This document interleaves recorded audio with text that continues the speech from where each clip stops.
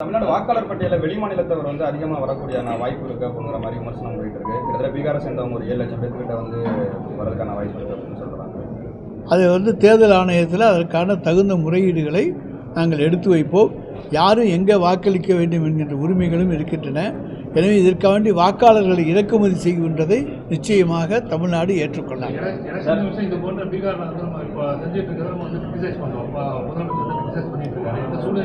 இது போன்ற மறுபடியும் வந்து எலெக்ஷன் கமிஷன் நீங்கள் போய் முறையிட்டீங்க அப்படின்னாக்கா அது கான்ட்ராவாக வராது சார். முதலமைச்சர் சொல்றதுக்கும் நம்ம என்ன எலெக்ஷன் கமிஷனில் பீகார் வந்து இப்போ வந்து டீலிமிட்டேஷன்லாம் பண்ணிட்டு இருக்காங்க. ஆமாம், போலி வாக்காளர்கள் நிறைய இருக்காங்க.